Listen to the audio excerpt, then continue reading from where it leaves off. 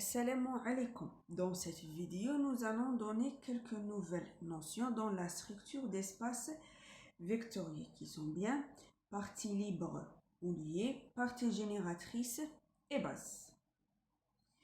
Passons à la définition. Soit E un K-espace vectoriel et A un sous-ensemble de E qui est non vide et fini. Donc, la partie A est dite libre si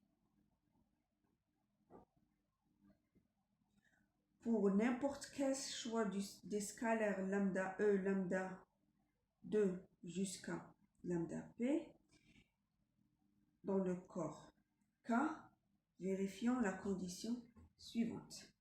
Donc si lambda 1 fois A1 plus lambda 2 fois A2 plus lambda P fois AP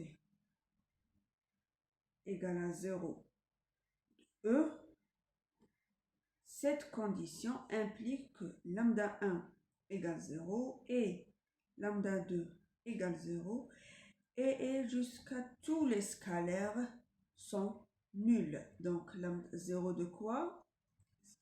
Les scalaires sont dans le corps K. Donc là, nous avons 0 du corps. Une partie A est dite libre si pour n'importe quel choix des scalaires lambda 1 jusqu'à lambda P, satisfaisant cette condition, alors on déduit que lambda 1 et lambda 2 et tous les scalaires sont nuls. Alors, les éléments, donc ces vecteurs A1, A2, AP sont dits linéairement indépendants si cette partie est libre. Si A n'est pas libre, on dit qu'elle est liée.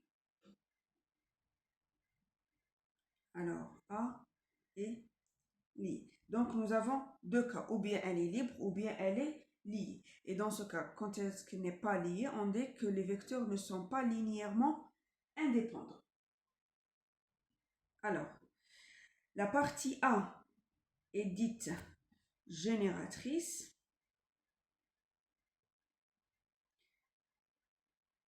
si pour n'importe quel élément X dans l'espace vectoriel E, il existe des scalaires lambda 1, lambda 2 jusqu'à lambda P dans le corps K, tel que cet élément X s'écrit sous la forme lambda 1 fois A1 plus lambda 2 fois A2 plus lambda P fois AP. Donc là, j'espère que vous vous souvenez que le produit qui est ici, c'est bien la loi externe. Alors, une partie est dite génératrice si chaque vecteur dans l'espace vectoriel E est s'écrit sous cette manière. Donc, nous avons les vecteurs A1, A2, AP sont précisés dans la partie A. Maintenant, il faut trouver des scalaires lambda 1, lambda 2, lambda P, tels que X s'écrit sous cette forme. Alors, dans la partie libre, il faut prendre lambda 1, lambda 2 des éléments quelconques dans le corps. Après un certain calcul, on trouve que ces scalaires sont tous nuls. Dans la définition d'une partie génératrice, donc la partie A, qui est composée des vecteurs A1 jusqu'à AP est dite génératrice, si chaque élément pour n'importe quel choix de X dans E, ce X il s'écrit sous forme de A1, A2, AP. C'est-à-dire qu'on va chercher lambda 1, lambda 2 et lambda P dans le corps K. X s'écrit sous cette forme. De notre définition, donc A est une base si elle est libre et génératrice à la fois. Très bien. Et la dimension, on définit la dimension d'un espace vectoriel comme étant le nombre d'éléments de la partie A, ou le cardinal de A qui est le nombre des éléments de A. Voilà. On considère maintenant des exemples. Le premier exemple. On prend A égale 1i, qui est un sous-ensemble de C, qui est un R espace vectoriel. Alors, on prend C comme étant R espace vectoriel, c'est-à-dire un espace vectoriel sur le corps des réels. Et on prend A égale à 1i. Alors là, on a A1 égale à 1 et A2 égale à i dans la définition précédente.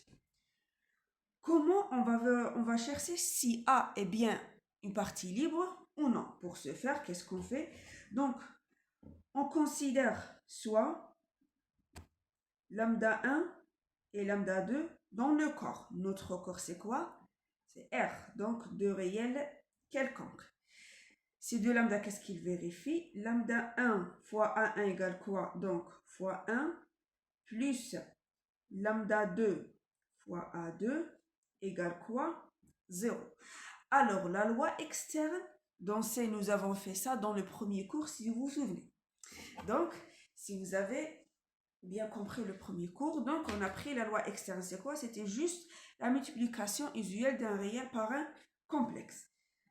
Alors, donc, nous avons cette condition vérifiée. Lambda 1 fois 1 nous donne combien? C'est lambda 1 plus lambda 2 fois i égale 0. Donc, le 0 qui est ici, c'est bien le 0 de C. Donc, le 0 de C, c'est quoi? C'est le 0 plus i fois 0. Alors, nous avons lambda 1, un réel quelconque, et lambda 2, un réel quelconque.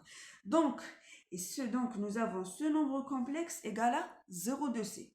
On sait que un nombre complexe est nul si la partie réelle est nulle, c'est-à-dire qui est lambda 1 égale à 0, et lambda 2, la partie imaginaire, qui est dans ce cas lambda 2, est 0. Et voilà, donc on a trouvé que lambda 1 égale à 0 et lambda 2 égale à 0. Vous voyez, au départ, on a donné aucune condition sur lambda 1 et lambda 2. Ensuite, après la définition de la loi externe, les éléments de cette partie A, on a déduit que lambda 1 et lambda 2 sont tous les deux nuls. Maintenant, alors, donc dans ce cas, on dit que la partie A qui est égale à l'ensemble 1i est bien libre. Maintenant, on va chercher une partie génératrice. Qu'est-ce qu'on a dit? Soit maintenant Z un élément dans C. Alors, n'importe quel élément dans C s'écrit comment? Comme la partie réelle, c'est de Z plus I, la partie imaginaire de Z. Vous connaissez ça déjà. Alors, si on prend le réel de Z égale lambda 1 plus I lambda 2. Donc, on prend lambda 1 égale réel de Z et lambda 2 égale l'imaginaire de Z. Voilà. Donc, et cela, comment peut-on écrire? C'est lambda 1 fois 1 plus lambda 2 fois I. Alors, donc ça, 1 c'est A1 et 2, I c'est A2. Donc, vous voyez, on a écrit chaque élément Z, un élément quelconque dans C, sous la forme lambda 1 fois 1 plus lambda 2 fois I. Alors, on déduit aussi que la partie A constituée de 1i est bien génératrice. Très bien. Donc, puisque A est génératrice et libre, on déduit que A est bien une base. A est bien une base. Alors, voyons, il y a combien de vecteurs dans cette base? Nous avons 1 et I. Donc, la dimension de C égale à 2. Il faut préciser, il faut que c'est donc nous avons là, C, c'est un R espace vectoriel. Toujours quand on travaille avec un espace, il faut préciser le corps. Donc dans la suite, vous allez voir pourquoi on s'intéresse beaucoup sur le corps. Voilà, donc ça concernant le premier exemple. Faisons maintenant un deuxième exemple. On a dit aussi que, vous savez ça, que C est un C espace vectoriel. On a dit que tout corps est un espace vectoriel sur lui-même. Donc, on va chercher maintenant une partie libre et génératrice de cet ensemble. Prenons B égale à le vecteur 1. Alors, on va démontrer que B est bien une base de C comme étant un C espace vectoriel. Donc, on va chercher si elle est... Donc, on va démontrer qu'elle est libre et génératrice. Alors, la définition du parti libre. Donc, on considère lambda.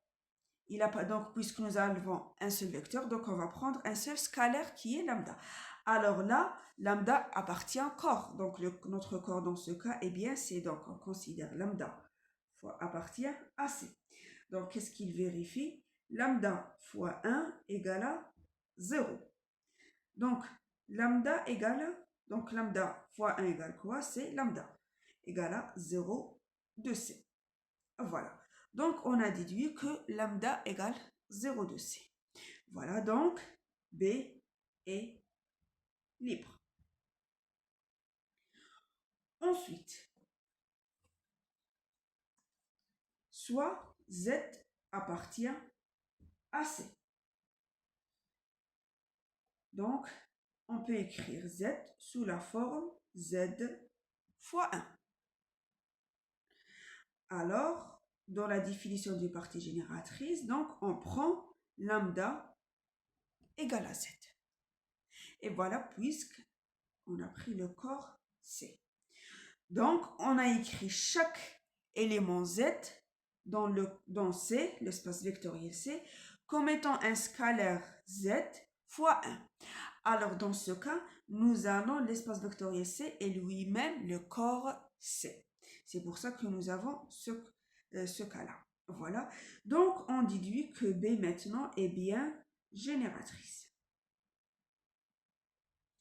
Donc, puisque la partie B est libre et génératrice, on déduit que c'est une base de C. La base B, elle contient combien d'éléments? Nous avons qu'un seul vecteur. Très bien. Donc, la dimension de C égale à 1 quand C, donc c'est un C espace vectoriel. Alors, donc, vous voyez là, quand on a changé le corps, donc la dimension a changé. Nous allons parler beaucoup sur cette notion de dimension dans les prochaines vidéos. Inch'Allah. On considère encore un autre exemple. Je vais écrire sur une autre page.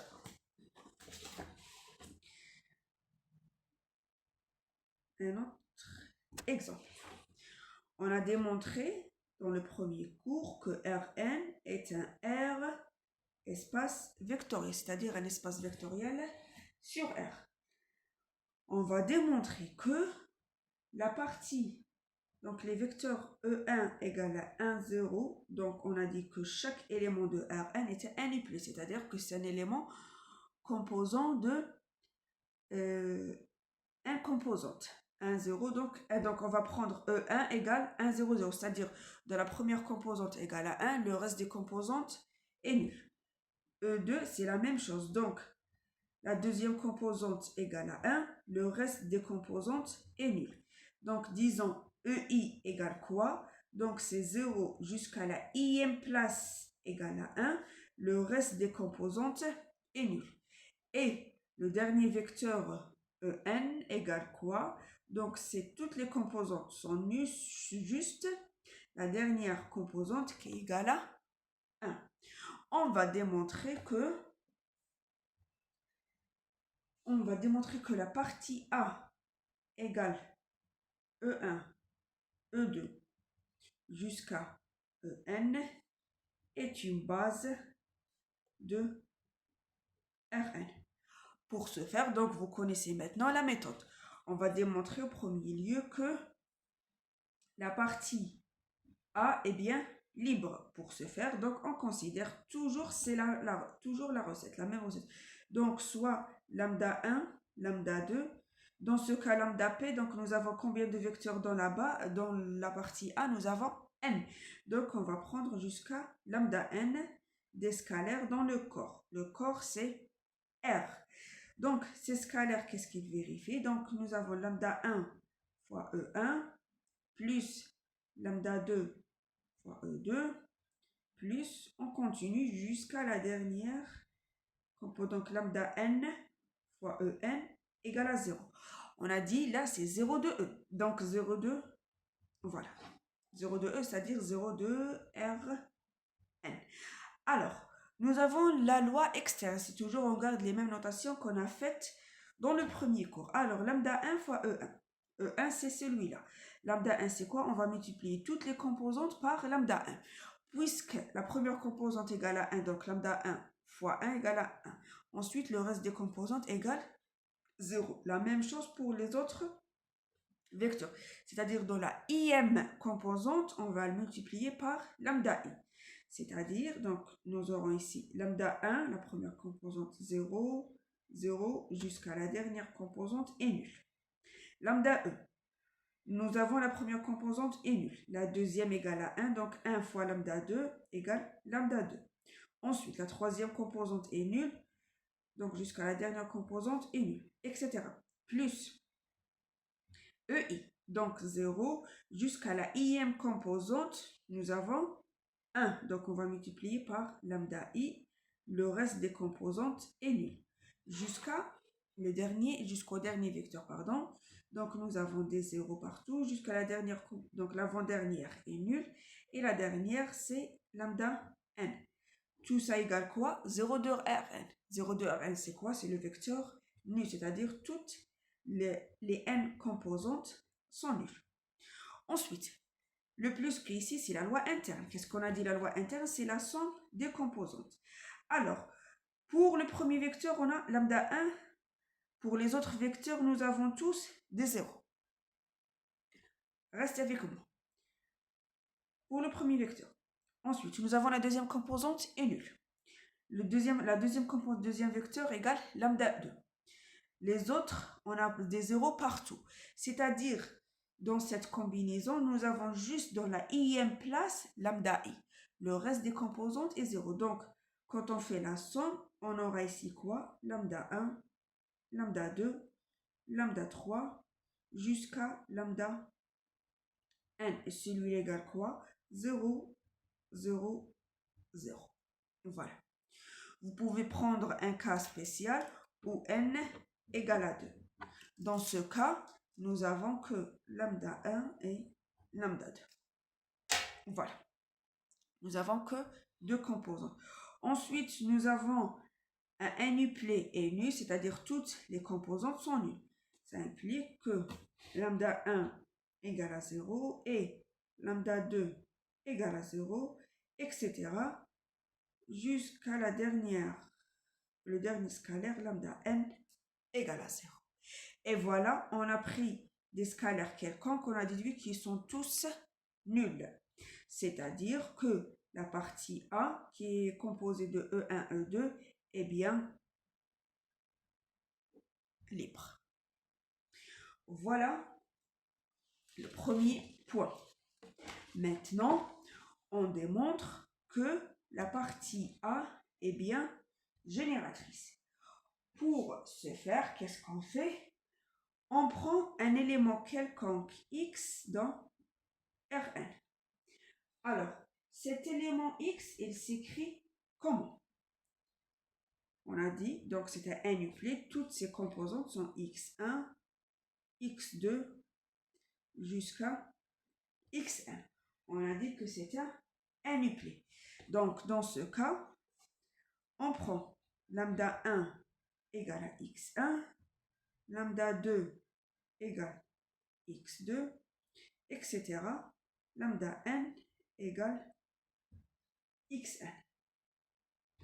C'est-à-dire, donc, chaque élément x, il s'écrit sous la forme x1 fois 1, 0, 0, plus x2 fois 0, 1, 0, plus, etc. xn fois 0, 0, 1. Et ça, ce n'est rien que x1 fois e1 plus x2 fois e2, etc. plus xn fois, pardon, donc lambda n, lambda 2, lambda n. Et voilà. Donc, on a écrit chaque élément x comme combinaison linéaire. Donc, on dit ça combinaison linéaire. Donc, d'un scalaire fois un élément de la base. Donc, on déduit aussi que A est génératrice. Voilà. Donc, puisqu'elle est génératrice et libre, on déduit que bien A est libre. Pardon, est une base de quoi? De Rn. Et voilà. Alors, cherchons maintenant la dimension. On a dit A, elle contient n vecteurs calculés, donc A1, E1, E2 jusqu'à En. C'est-à-dire que nous avons n vecteurs. Voilà, on est là. Donc, on déduit que la dimension de Rn égale quoi? C'est le nombre des vecteurs de la base. Donc, nous avons n vecteurs. Et voilà. Cette base, donc 1, 0, 0, 0, 1, est appelée la base canonique de Rn. Rappelez bien cette notation, on va l'utiliser souvent. Donc, A est appelée la base canonique de Rn. Voilà pour le troisième exemple. Faisons maintenant un autre exemple pour que vous compreniez. Donc, toujours pour démontrer qu'une partie est une base, donc il faut démontrer qu'elle est libre et génératrice. On considère maintenant l'exemple 4. F, c'est quoi? C'est un sous-ensemble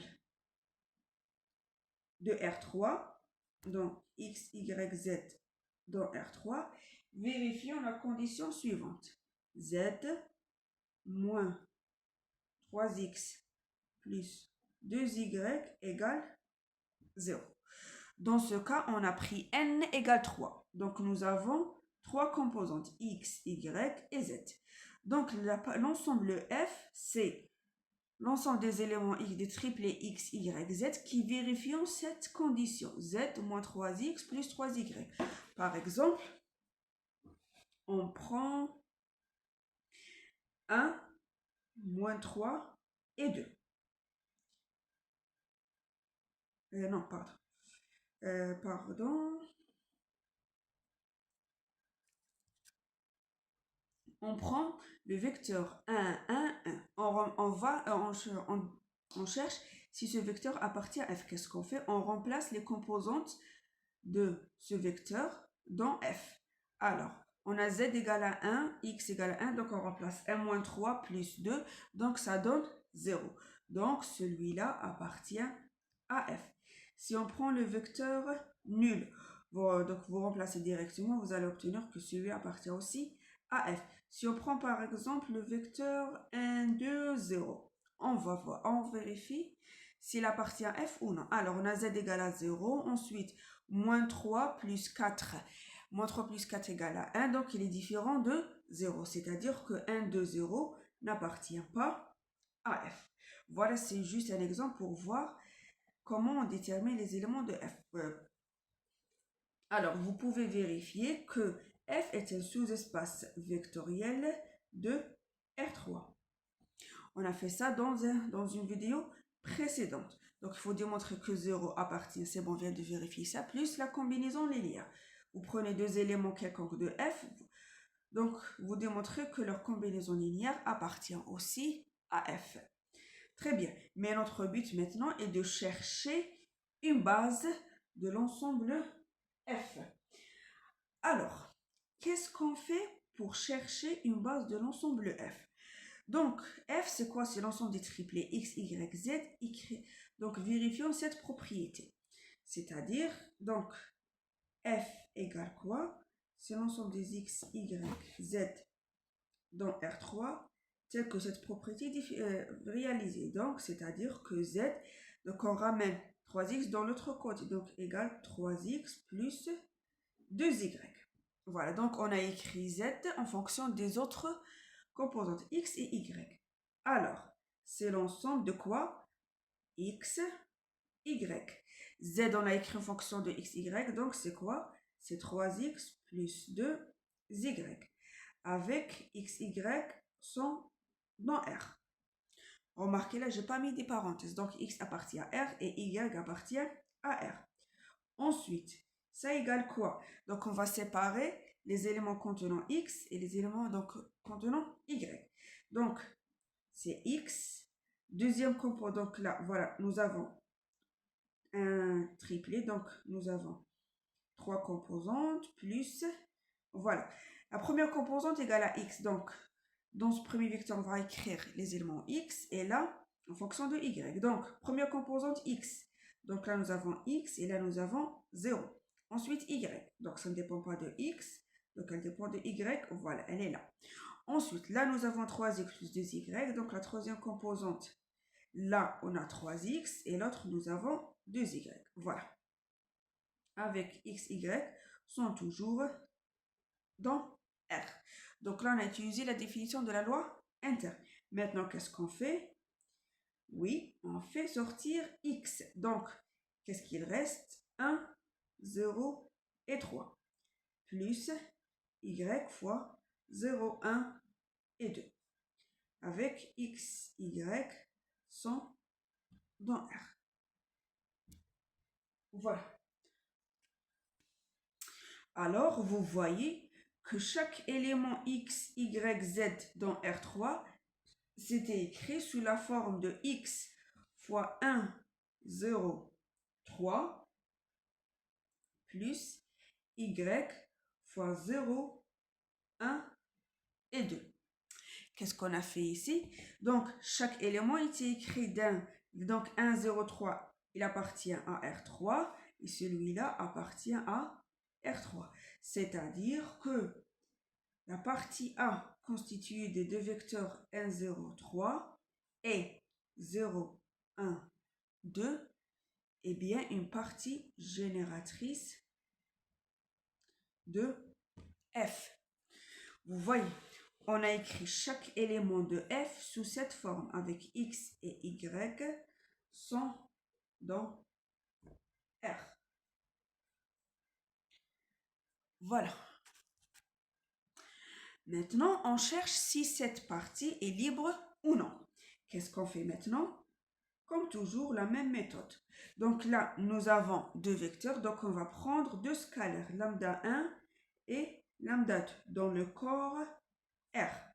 Qu'est-ce qu'il vérifie? Donc, nous avons lambda 1 fois 1, 0, 3, plus lambda 2 fois K, quoi? Donc, 0, 1, 2, égale 0 de R3. Et voilà. On fait la même méthode. Donc, on va multiplier toutes les composantes du premier vecteur par lambda 1. On aura quoi? Lambda 1, 0 fois lambda 1 égale à 0. Ensuite, 3, lambda 1, plus 0, lambda 2, 2, lambda 2 égale 0, 0 et 0. Ensuite, on fait la somme de ces deux vecteurs. Donc, on aura lambda 1 plus 0, 0 plus lambda 2 égale lambda 2. Ensuite, 3, lambda 1 plus 2, lambda 2 égale le triplet nul. Voilà, le triplet nul, c'est-à-dire que deux triplets sont identiques, c'est-à-dire les composantes sont identiques. C'est-à-dire on déduit que lambda 1 égale à 0 et lambda 2 égale à 0 et 3 lambda 1 plus 2 lambda 2 égale à 0. Donc, des deux premières égalités, nous avons lambda égale 0 et lambda 2 égale à 0. Quand on remplace dans la dernière, donc vous voyez que c'est égal à 0. Donc, on a déduit que lambda 1 est nul et lambda 2 est nul. C'est-à-dire que A est bien libre. C'est-à-dire que A est bien une base de quoi? De F, du sous-espace vectoriel F. Donc, notre base, elle contient combien de vecteurs? Elle contient 2 vecteurs. Donc, la dimension du sous-espace vectoriel F égale à 2. Voilà. On donne maintenant donc un contre-exemple concernant une partie qui n'est pas libre. La définition d'une partie libre pour n'importe quel choix de scalaire, nous avons cette proposition implique celle-là. Alors, on a dit qu'une partie est liée si elle n'est pas libre, c'est-à-dire la négation de libre. Alors, la négation de quoi, c'est quoi? Donc, la négation de quel que soit, c'est-à-dire, il existe lambda 1, il existe lambda 2, il existe lambda P, ils sont dans le corps K. Donc, si vous avez une proposition P implique Q, donc sa négation est l'équivalente à quoi? Donc, c'est P et non Q. Très bien. Donc, la négation de libre, donc nous avons cette condition et quoi? La négation de ça est Q bar. Donc, nous avons ça et la négation de ça. Donc, nous avons lambda 1 est 0, lambda 2 égale 0. Donc, dans la liberté, il faut que tous les scalaires sont nuls. Dans le cas où on n'est pas libre, c'est-à-dire elle est liée, c'est-à-dire il existe un lambda 1 qui est différent de 0. C'est-à-dire, nous avons cette combinaison égale à 0 avec lambda 1 qui n'est pas 0. Donc, lambda i, un de ces scalaires n'est pas nul. Alors, on considère un exemple pour mieux comprendre. Considérons donc l'exemple 5, la partie A égale, c'est 1, 2, moins 1, 3, 0, 1, 0, moins 6 et 4. On démontre que cette partie est bien liée dans R3.